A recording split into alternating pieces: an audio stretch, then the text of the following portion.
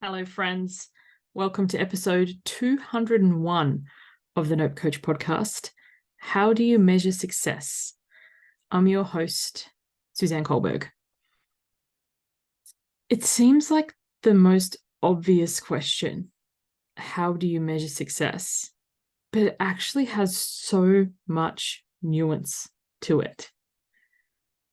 A odd example, but yesterday, my daughters Anthony and I went to the city, into the CBD. We live in Sydney. We live in the outer suburbs out west. And we decided to go and check out the new IMAX. So the IMAX theatre has reopened in Sydney. And we were like, let's go watch a movie in IMAX, have the experience. And nominally, to get home from the IMAX, it'd be 2 or 3 buses, depending on the day and the scheduling and all that stuff. Anyway, when we're waiting for the bus after the movie, the bus that comes to pick us up is a double-decker. My daughter is more excited about this bus trip than she was about the IMAX theatre. She's like, we have to go straight to the top. And then we went to the top and she's like, we have to sit right up the front, like we're driving the bus. And had we followed the planned trip home, we would have spent 20 minutes on this bus and then transferred to another bus and then transferred to another bus. And that would have got us directly to our door. But Xanthi's like, oh, please, mummy, this is so much fun. Can we stay on this bus to the end of the line? And we didn't have a hard stop to be home. So I was like, why not? Now, tying this to how do you measure success? If you would measure success in the least amount of time to get home, this was a very unsuccessful bus trip, given we stayed on this bus until it ended and then got off and had to, rework out our way home. Also, if you measure success in what's the cheapest way to do something, like what's the least expense laid out when you're doing a project, once again, this was not a success because we ended up having to catch the bus and then a train, and then from the train station asking my husband, can you come pick us up? It wasn't a far drive, but, in terms of inconvenience others and, the cost of the extra trips, if you measure success by, the least amount of time, this trip was a fail. The least amount of money, this trip was once again a fail. But if you measure success by how much fun we had, oh my gosh, we had a blast. We went under the harbour bridge. We went to places we haven't been before. It was amazing. It was the childlike energy to stay in the moment is something I haven't experienced in quite some time, especially recently. There are so many ways to measure success. My husband is an engineer, so how his work tends to measure success is the least amount of time and the least amount of money. And there was one organization he worked for. He used to do shutdowns. He worked the shutdowns of the power machines. And for every day they came in under projection, so say the project was projected to take 70 days, for every day he came in under the projected timeline, they would buy him a slab of beer. Makes my husband sound like an alcoholic. He's not, but, motivated by something that he enjoys. But the thing is, I remember him pointing out to his boss at the time, he can come in under budget. He can come in a short amount of time at the expense of how long is this thing going to last? Because sometimes we're like, I want this to be the fastest and the cheapest. But if it only lasts for a week and you need to patch it or you need to buy another one, what was the point of being quick and cheap? So sometimes, we are robbing one thing to pay for another thing.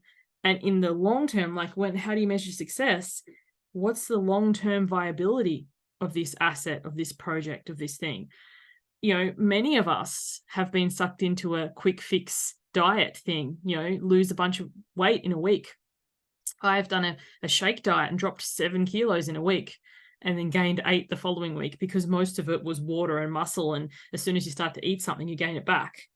So how do you measure success?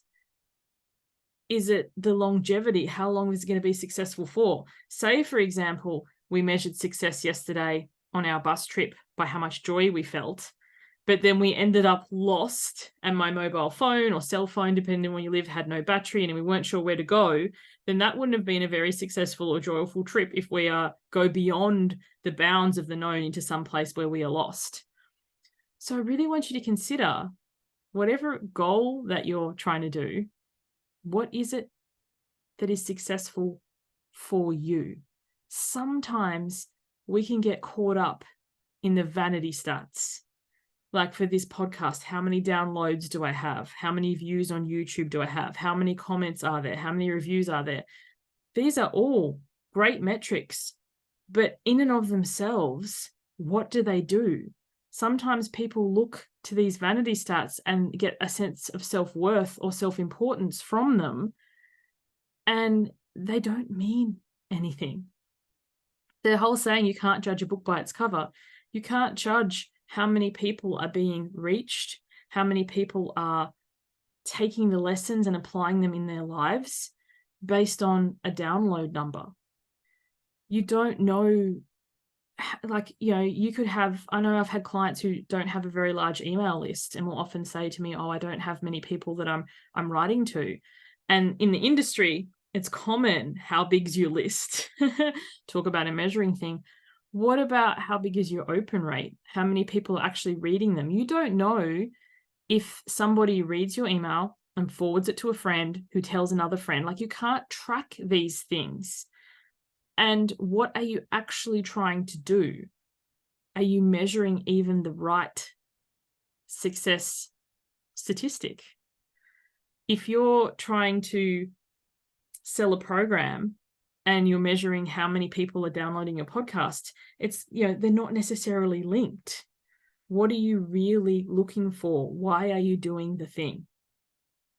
And is part of, even in your scope of success, does joy even make it on the radar? Because there's a difference between doing the thing, going through the motions. Like, I know for myself, I know how powerful journaling and meditation are for my personal practices. And there are many a day where I do it just to tick the box to say I did it. I didn't really pause. I didn't really connect in. I'm doing it to get like the tick in the box and like the A from the teacher, though there is no teacher and nobody's grading it. But when I do the thing, whatever the thing is, exercise, journaling, meditating, recording this show, and I pause and I be present and I connect with why I'm doing it in the first place and get that measure of success, it doesn't matter how many people are watching it. It doesn't matter how long I spend journaling. I can journal for 2 minutes and have a breakthrough, or I can journal for 20 just to say I journaled. Like, we've all studied or crammed for an exam, and you have like what I call compulsory data dump. Like, you remember it just enough to get a good mark on the test, and then suddenly you don't know anything, or you're just recounting. You're just like recounting facts that don't mean anything to you. My son Casimir has been on the show a couple of times. He is on the spectrum and he's just learnt to read this year, and I'm so proud of him. And yesterday he was reading me a modern version of Goldilocks and the Three Bears. I can't remember the exact title of it, but it was very different, had different nuances to when I was a child. And anyway, he was reading it and he's like, I don't know why they keep saying Goldilocks. We've established the character. We could just use a pronoun now. Just the way that he said it, I was cracking up, because it was like, we've established the character. We could use her pronouns now. It was like, he gets it. He gets it.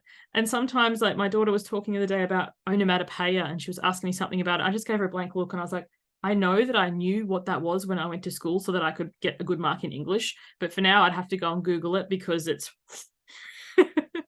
So how do you measure success? Do you measure it by getting a good grade? Because I got damn good grades at school. Or do you measure it by how much of it becomes embodied and you actually use later in life? Because onomatopoeia and a few other things, she's like, oh, could you write a limerick? And I was like, I could, but I need to check it again. I don't remember. So were you doing it just to get an external result, or was it some sort of inner success? And keeping connection with why you're doing the thing, especially personal practices like journaling, like meditating. Whenever I notice I'm doing it to give myself the tick in the box, like the student energy, pausing and going, what is the biggest success metric here? Because there are things, I've meditated 100 days in a row, or I have, 1,000 downloads, or things like this that are vanity stats, but are they connected to the true measure of success of why you're doing your thing in the first place? My daughter and I could have come home from the city yesterday in half the time that we did if we only measured success on how fast we could get home. But instead, we decided to make the most of the situation. We hadn't only once ever, and we've lived here for 5 years, managed to nab a double-decker bus before. So we were going to milk it for all it's worth and enjoy the journey and be present in that moment. And that was truly successful for us, even if it took twice as long to get home. Hope this has your wheels turning. I'd love to hear what's coming up for you. Where in your life have you measured success through the standards of I'm a good student, or this looks good on paper, and disconnected from measuring success inside? If you're not yet on my email list, head over to my website, suzanneculberg.com, click on newsletter. My emails rock. I'll send you something that you actually want to read. And I love, whenever I send a message, I love all the responses I get. I love that connection, because this podcast, sometimes I feel like I'm shouting into the void. It's very one-sided, but when I send a newsletter, that allows us to have that two-way communication, and I would love to hear from you. So thank you for joining me. See you on the next one. Bye for now.